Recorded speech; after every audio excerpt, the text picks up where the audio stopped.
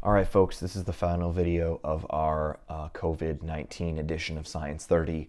Um, so before we actually get on with the lesson and the skills that you need to know, a couple of bits of little housekeeping that I need you guys to kind of be aware of.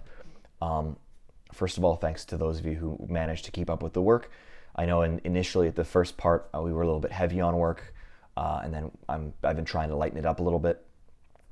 There is going to be a little bit of mark amnesty for those of you who missed a couple of assignments. I can't cancel everything that you missed, but I can cancel some of it. Also, aside from that, I understand a lot of you guys, have full-time jobs now, etc., and that complicates the matters. So we're going to see what we can do. That said, I highly recommend that you go and check out the question sets for this week. And the reason why, they're not extremely overbearing. They're not super intense. They're just the facts, just the bare minimum that I want to know from you about your knowledge of energy changes, nuclear decay, and nuclear reactions, etc. That's it. So they're going to be presented as Google Forms, and they're going to be due by Monday. And so they will be able to be marked kind of autonomously. They're going to be marked by, they're going to be machine marked, machine scored. So I highly recommend that you check those out. Remember that these, since this is Unit D, these will only affect your Unit D mark. So if you have a whole whack of stuff in Unit C that's missing, this is not going to be able to replace missing marks in Unit C. But like I said, we're going to be able to individually assess on a case-by-case basis what's going on. Anyways, on to the lesson. So this lesson is about energy changes, and the first thing I wanted to tell you or kind of remind you of is kind of the scale of energy changes. So starting from the left, we have low intensity energy changes, things like phase change, aka a change in state. So if you take water and you change its state, so for example, you have H2O liquid and you freeze it, that means you're pulling energy out of the water. In order to freeze water, it takes on the order of tens of kilojoules per mole. Same deal with thawing an ice cube then. You have to put in that amount of energy in order to make the ice cube thaw. Heating water up and cooling it down is not a phase change. We're talking only about going from solid to liquid, liquid to gas, or any of those changes in phase. So yes, if you take ice and you let it melt in a pot on the stove and you just let it sit there, and then when that pot of water is now liquid, then you turn on the stove and you boil all the water away. Yes, you have done phase changes, but you've also done temperature changes. And if you remember all the way back to Science 10, we did talk about those. But long story short, small amounts of energy that are being exchanged there. Not a lot. Then we get up to chemical reactions, and chemical reactions involve more intense energy changes. So if you burn a hydrocarbon, for example, remember that would be something like methane, which is how we heat water and in our houses and how we heat our homes. Or maybe this guy, C3H8, which is propane. That's how you fuel a camp stove or a propane grill. So these reactions, chemical reactions in general, release a lot more energy than a phase change. And the cool thing about these, yeah, we burn hydrocarbons. I mean, we've done entire chapters about what the combustion of hydrocarbons does. And as of this last unit, we figured out how much energy certain combustion reactions can give off. So these guys are useless for heating your house. You don't use melting ice to heat your house or cool your house. No. However, we can use hydrocarbons and burning them to produce electricity, to make our cars go, etc. So these energy changes are not really useful for anything industrial or to make your life easier. These ones certainly are. And we burn, coal, we burn gasoline, we burn all these other fossil fuels to get energy out. And we've talked about some of the dangers or byproducts and pollution and acid forming compounds and other stuff that comes along with burning fossil fuels. And then we have what we're talking about today, which is nuclear reactions. The two major nuclear reactions are fission and fusion, and they give off a huge amount of energy per mole. So if a combustion reaction is giving off a couple thousand kilojoules per mole, nuclear reactions are giving off 10 billion kilojoules per mole. That's a significantly higher energy output. So these have their own challenges, though, as we're gonna see. So first, let's talk about fission for just a moment. Fission is when you take a big atom and you bust it apart into smaller atoms. And you might think, well, how does that give energy? Well, we'll see in a minute. Our buddy Albert Einstein and his equation E equals mc squared actually explains why and how much energy is released during a nuclear reaction. So you can think of a fission reaction as playing pool. So you have a whole bunch of balls that are racked up, and you hit them with a cue ball. And when that happens, the racked balls break and they start bouncing around everywhere. So inside of a nuclear reaction, we have a big, heavy nucleus. Usually it's uranium-235, but there's other ones you could use.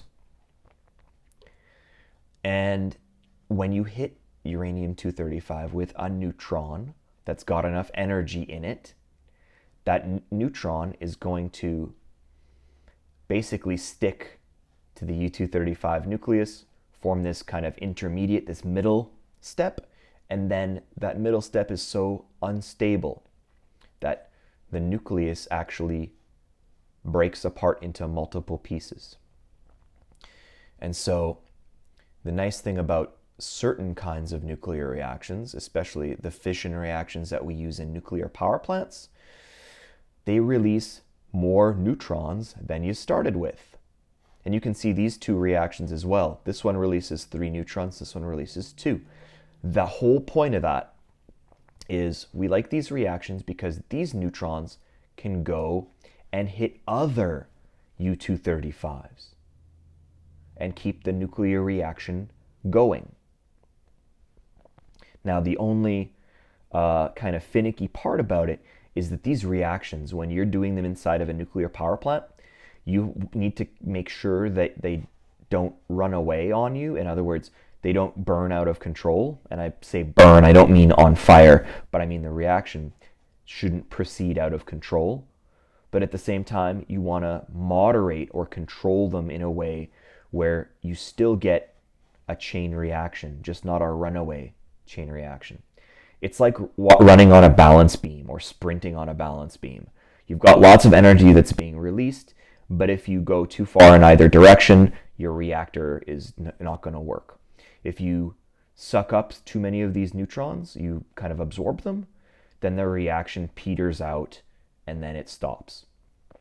If you don't control any of these neutrons as the reaction's going, the reaction can run away and keep releasing more and more and more and more and more heat, at which point, if it releases too much heat, the fuel, the actual uranium itself, will start to melt. And now you can't control it at all, and that's what a meltdown is.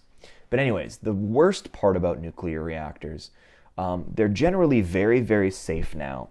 In fact, Canada has nuclear fission reactors called the CANDU reactors, and they are among the world's best. So our technology is getting better, and it gets better all the time. So the whole meltdown fear, the whole fear of another Chernobyl or a 3 Mile Island or a Fukushima Daiichi, it's not the worst thing about nuclear power plants. The worst part about nuclear power plants is where do you put all the crap that gets made by them? These elements barium-140, barium-141, strontium-90. These are nasty nuclear waste elements, and they can take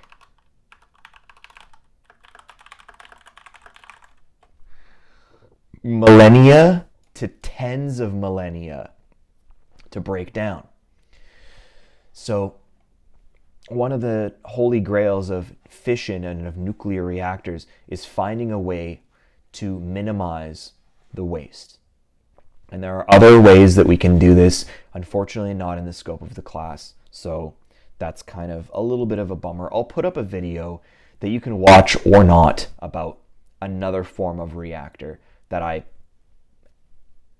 I've got a soft spot in my heart for. It's a very cool nuclear reactor. Yeah, of course your teacher has a favorite nuclear reactor. You know me by now. Anyways, so fission, we break big atoms into small atoms, we release neutrons and energy, and we also make some nasty nuclear waste that we don't want to be around. We got to keep it far away from living systems. Next, fusion. Fusion is extremely cool. It's when you take small atoms and you smack them together. We talked about this in Unit C. This is the kind of reaction that powers the sun. And so remember, as stars are made out of mostly hydrogen, and inside their cores, the hydrogen is at such a high temperature and a high pressure that some of the atoms of hydrogen get smushed together. They form heavier, bigger elements, and they release a massive amount of energy. So here is a little image of it. We've got two kinds of atoms. These are deuterium and tritium. That actually corresponds to here. We've got tritium. That's hydrogen that has three things in the nucleus. Remember, still only one proton. There's only one proton here. That's what makes it a form of hydrogen. And here with the deuterium, same deal. Yeah, deut means two. So there's two things in the nucleus, but only one proton because that's what makes it hydrogen. So you smack deuterium and tritium together hard enough, and they stick together, and they cough out a free neutron. So helium, this He, here we go, 4, 2. So 1, 2, 3, 4. 4 things in the nucleus. How many of them are protons? 1, 2. That's where we get the 4, 2 from. So this is kind of the holy grail of energy production for human beings and human society. We don't know how to do it yet. We can do fusion in very small amounts, but we don't have a fusion power plant. That means that we can't, put a whole bunch of deuterium and tritium inside of a machine and then just get, enormous amounts of energy out of it. We don't know how to do it yet in a controlled way. So we can do it in fits and starts, but we don't have a way to use it to make electricity yet. Soon, hopefully, but I mean, some of the smartest people on the planet are working on this kind of stuff, and it is extremely difficult to do. You got to heat this stuff up to millions of degrees Celsius in order to get it to fuse, and you have to contain all of this under shockingly powerful magnetic fields. Imagine trying to make a miniature star here on Earth. That's what fusion's about. Now, the cool thing about fusion compared to fission, yes, we know how to do fission, but we make nasty nuclear waste. Check out what we make when we do fusion. A helium atom, and this is not radioactive. That's a stable helium atom, so that's kind of great. And you get a free neutron, which is, it'll just get captured by another atom. So this is really, really nice. Like next to no nuclear pollution or waste or anything. That's beautiful. But of course, it's the hardest one to do, so we're not there yet. Do we have a timeline? It depends who you ask. Some people say 50 years, some people say 20. Some people say we'll be able to figure it out in 10 and get reactors going in another 10. It's really up in the air, folks. So we wish we could do this. So let's talk about how we quantify, how we get a number for the amount of energy that we're making.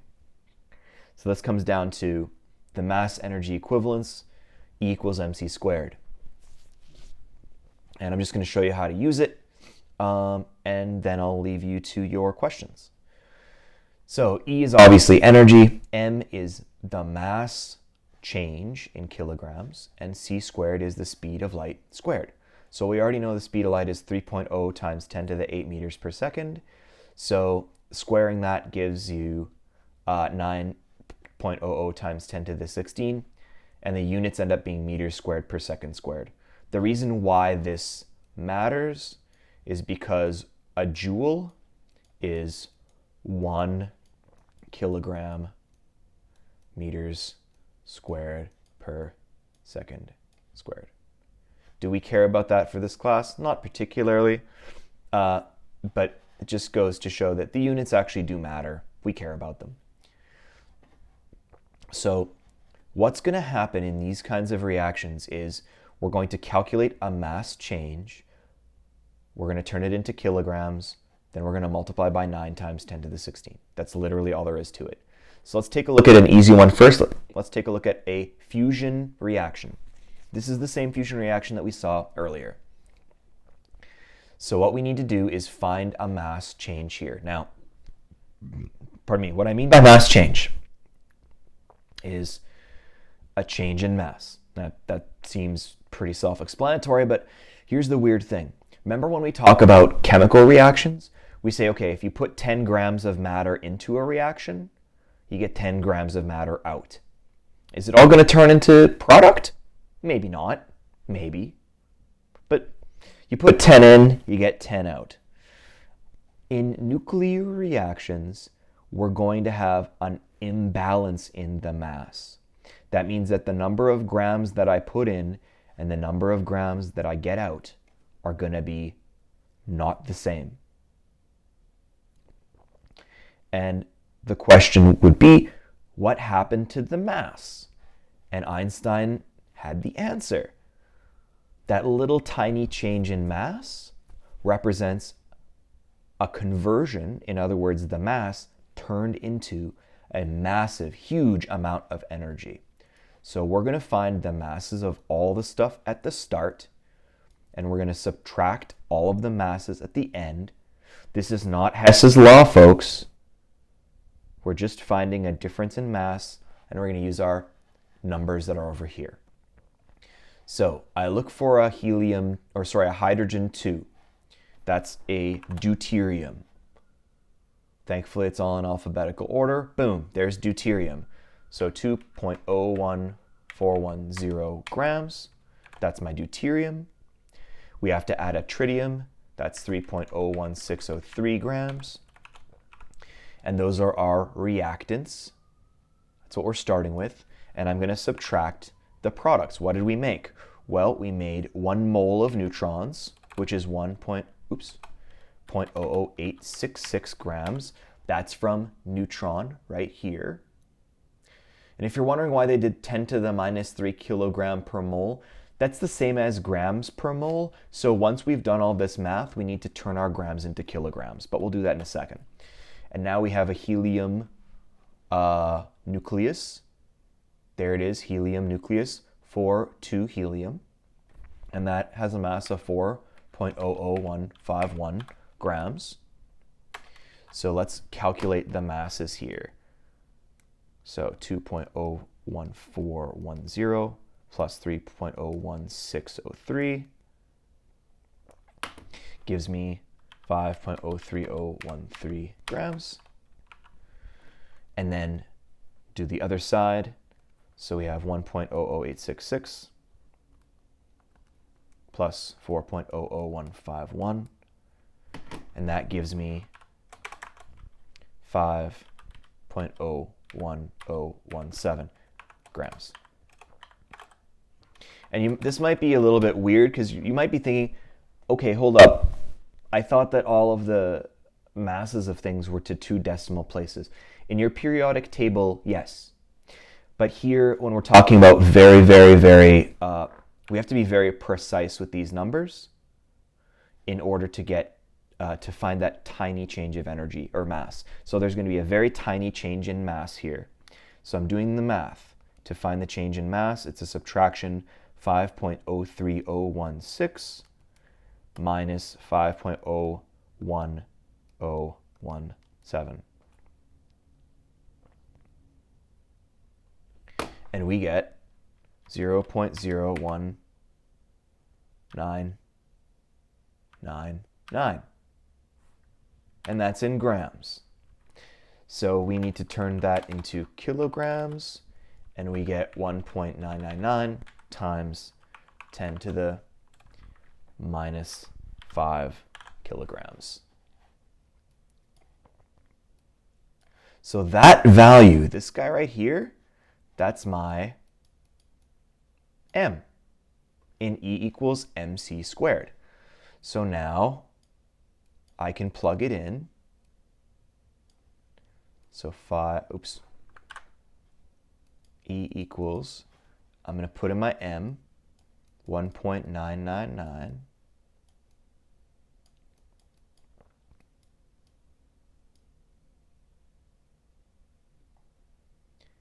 times 10 to the minus 5 kgs. And then instead of putting, I'm just going to cheat and I'm going to put in 9.00 times 10 to the 16. And that's going to be meters squared per second squared. So now I can multiply that.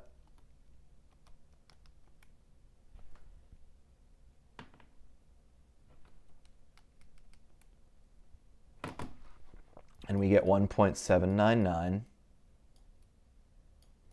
times 10 to the 12 joules. That's a huge amount of energy. So look at how many grams did we react here? 5, just over 5. How many joules did we get? 10 to the 12 joules. If we want to turn that into kilo, you divide by 1,000, so we'd get 1.799 times 10 to the 9 kilojoules. 5 grams of mass reacted. It went down by about 20 milligrams, and we ended up with an enormous amount of energy coming out. This is why the sun shines so bright and gives off so much energy, because tons of this, thousands of kilograms of hydrogen are being reacted every second. And the sun is really big, so it's got quite a lot of hydrogen to do this with. But every 5 grams of deuterium, tritium fusion that we do gives us 10 to the 9 kilojoules of energy. Bananas, huge amount of energy. Now we will do a fission reaction. So we have to look at the balanced chemical reaction here and determine all the masses, find the mass difference, and then calculate the energy. So let's see. First of all, we have uranium-235. So I go and I find U-235 there, and it is 235.04392. Then we have a neutron.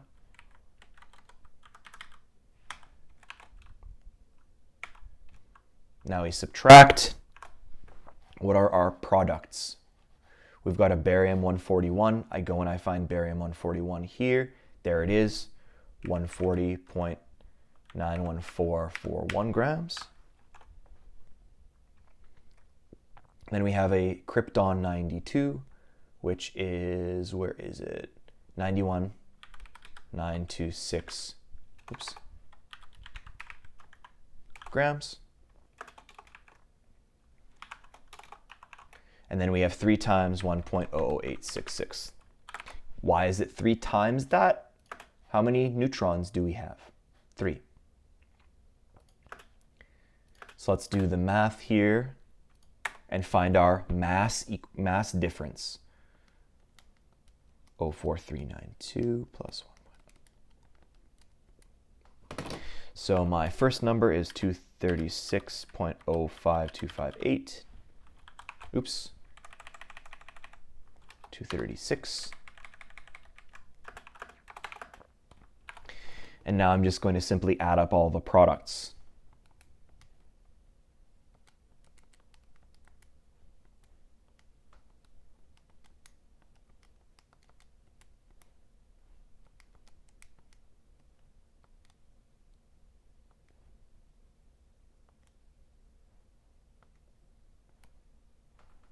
And we get 235.8665.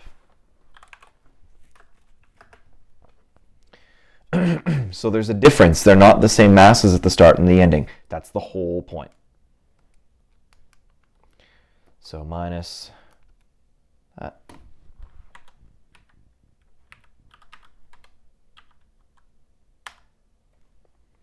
And we get 0.18608 grams, which is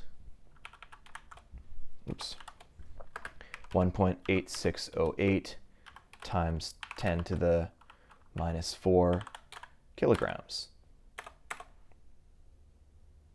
So now we have our mass. So now we can use E equals mc squared. So I'll say E equals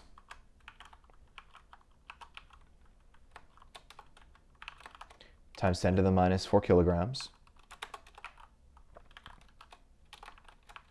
And then c squared, which is 9.00 times 10 to the 16 meters squared per second squared. So I'll multiply that out. And we get 1.675 times 10 to the power of 13 joules. Or 1.675 times 10 to the power of 10 kilojoules. So that is an enormous amount of energy. Again, just from a very tiny change in mass, 186 milligrams of mass change, translating into 10 to the 10 kilojoules worth of energy change. What do we do with that energy change in a nuclear reactor? Well, we take all of the energy and we put it into water. When we boil the water, it turns into steam. You use the steam to spin a turbine. Turbine spins a generator. Unit C, generator. We generate electrical energy that we can use to power our houses. So that concludes. I'll probably send out one more video as just a little bit of a farewell. But other than that, I'm going to start assigning those questions for you. So thanks for watching.